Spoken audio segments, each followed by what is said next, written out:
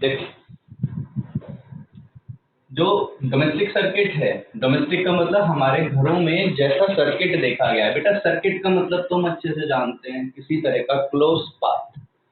और यहाँ हम कौन से सर्किट की बात कर रहे हैं? बेटा हमारे पास क्लोज पाथ दो टाइप के होते हैं, सीरीज में होंगे या तो पैरेलल में होंगे या फिर इनका कॉम्बिनेशन होगा। तीन तरह के सर्किट पढ़े हम लोगों ने पहले जब हमने रेजिस्टर्स के क्वेश्चन किए थे। तो डोमेस्टिक सर्किट कैसा है? तो डोमेस्टिक सर्किट के बारे में पता लगता है कि domestic circuit is parallel connection.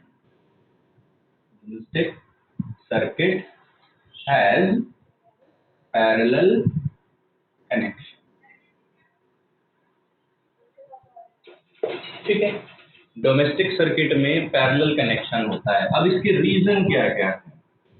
Question यहाँ से आते हैं कि डोमेस्टिक सर्किट को पैरेलल कनेक्शन क्यों लिया जाता है, उसका रीजन। पहला रीजन ये है,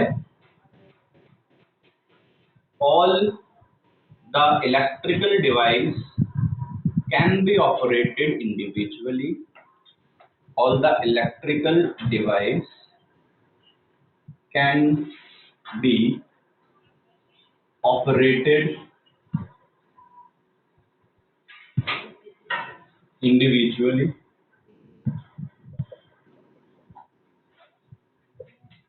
पहली बात तो ये। सेकंड, ठीक है, सेकंड बात ये होगी, if any device get fused,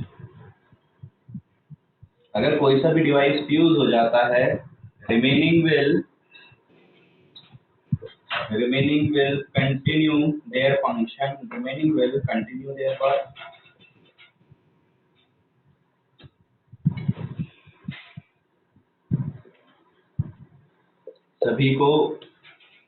सभी के सभी में अगर कोई एक खराब हो जाता है तो सारे के सारे अपना काम करते रहेंगे। थर्ड पॉइंट की बात आती है, each device get equal potential difference. Each device get equal potential difference. बेटा इसके बेस में और भी बातें बता सकता हूँ, लेकिन कोई जरूरी नहीं है, इंपॉर्टेंटली हमारे लिए ये दो पॉइंट।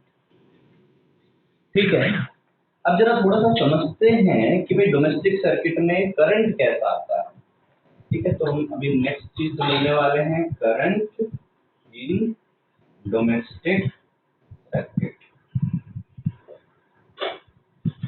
और ये किस तरह का होता है? इसे कहा जाता है AC current, alternating current. AC का मतलब हुआ अल्टरनेटिंग करंट। ठीक, मतलब क्या है इससे?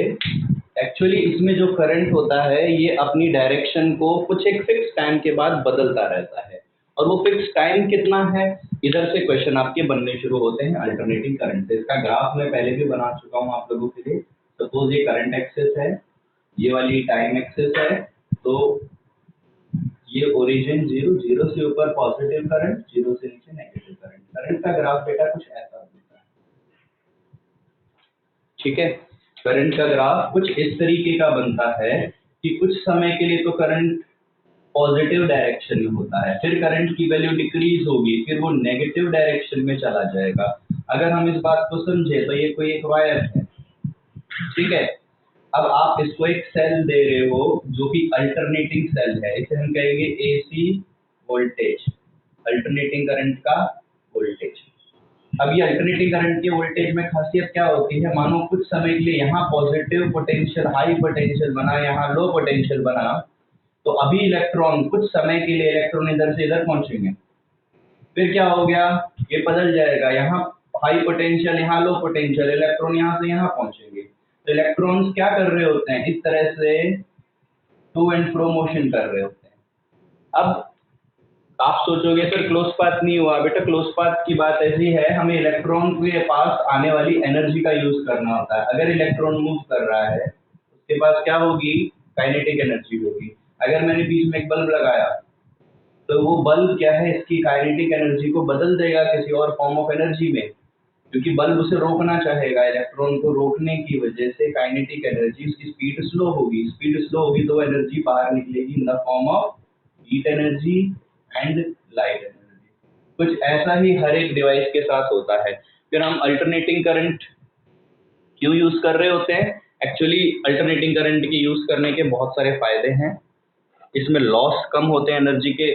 थोड़ी उन चीजों पे अभी नहीं जाएंगे बेटा, थोड़ा और अगर मुझे लगा तो मैं आपको बताऊंगा, क्योंकि आपके कोर्स की नहीं है। अब जरा समझ लेते हैं अल्टरनेटिंग करंट से क्वेश्चन कैसे कैसे आएंगे। चलो समझते हैं। पहली बात समझते हैं, एक टर्म थोड़ी सी याद रखना, जिसे बोला जाता है फ्रीक्वेंसी।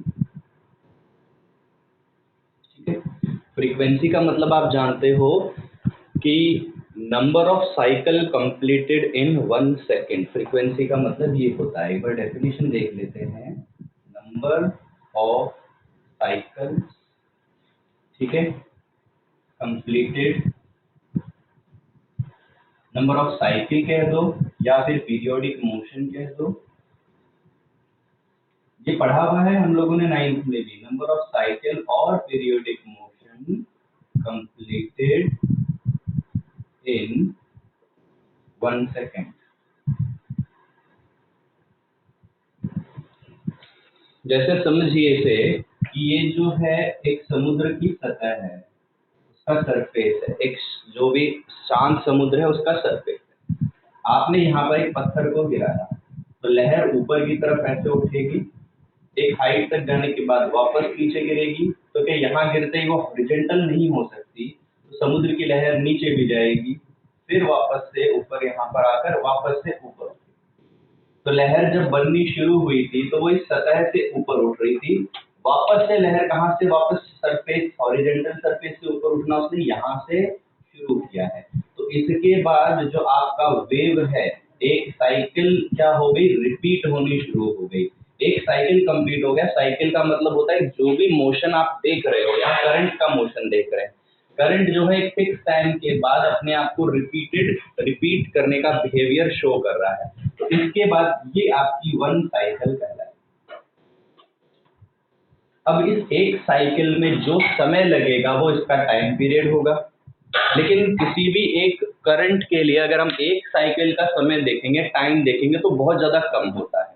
कितना कम होता है? हम ये कह सकते हैं इट इज 1/50 सेकेंड्स। 1/50 सेकेंड अगर कैलकुलेट करोगे it will come out 0.02। I think यही आएगा 0.02। तो 0.02 सेकेंड्स बहुत छोटा समय होता है। इसीलिए हम लोग नॉर्मली ऐसी जगह पे जहाँ पर चेंजेस, साइकिल्स बहुत जल्दी बनती हैं, तो वहाँ पर हमेशा हम फ्रीक्वेंसी निकालते हैं, और हमारे नेचर में ज़्यादातर ऐसी चीज़ें देखी गई। We always calculate the frequency. तो पहली बार जो क्वेश्चन वाइज आएगा, और डोमेस्टिक सर्किट फ्रीक्वेंसी कितनी होती है?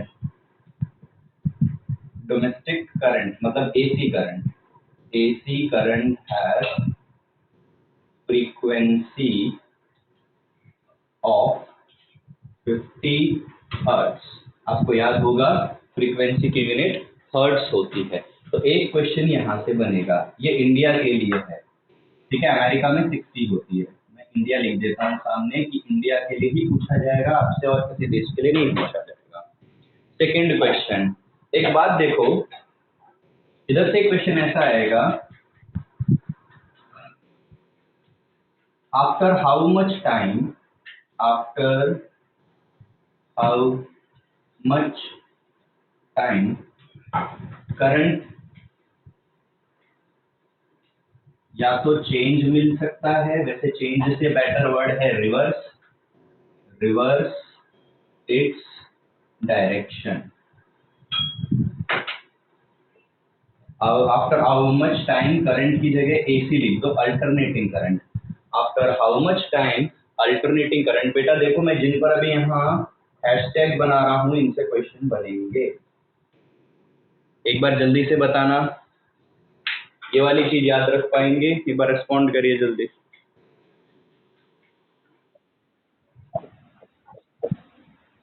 ओके तो पहली चीज आएगी एसी करंट की फ्रीक्वेंसी इंडिया में कितनी है, 50 हर्ट्ज। मतलब 1 सेकंड में 50 साइकिल कंप्लीट होती हैं। 50 साइकिल, जैसे ये एक साइकिल हुई है ना, ऐसी 50 साइकिल और पूरी हो जाएंगी इन 1 सेकंड। ये कहता है हमारा frequency of the alternating current. Your voice, my voice is not coming to you. Okay, और बच्चे बताना मेरी वॉइस आ रही है कि नहीं। आप केशव, आपके नेटवर्क का इशू है, थोड़ा सा एक बार देखो नेटवर्क को। ठीक है, नेक्स्ट बात आ रही है आपकी इधर वाले इस चीज की। इस चीज को समझो। देखो, मैं इधर की चीजें मिटा रहा हूं।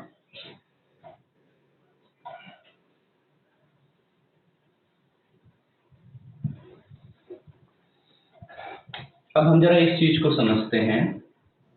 फ्रीक्वेंसी जो है वो है 50 हर्ट्ज।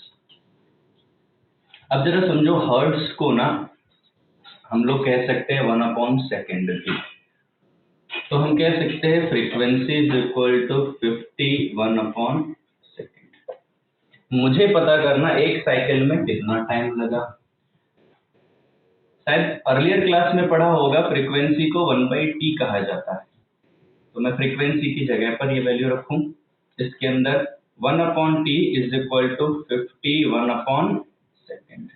तो टाइम की वैल्यू कैलकुलेट करते हैं इससे। इसका रेसिप्रोकल कर दोगे तो टाइम बन जाएगा। तो यहाँ पर इसका रेसिप्रोकल होगा, तो ये हो गया 1/50, 1/सेकंड का रेसिप्रोकल हो गया सेकंड।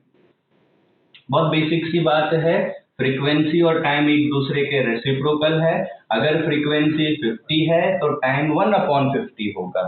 यूनिट का थोड़ा सा ध्यान रख लेना है। ठीक है, क्लियर है ये बात कि अगर हम लोग यहाँ पे कह रहे हैं कि फ्रीक्वेंसी 50 हर्ट्ज होती है तो टाइम कितना होगा, क्योंकि फ्रीक्वेंसी और टाइम पीरियड में एक दूसरे का रेसिप्रोकल बिहेवियर है। फ्रीक्वेंसी अगर 50 है तो टाइम 1/50 हो जाएगा और यूनिट रहेगी आपकी सेकंड, क्योंकि हर्ट्ज 1/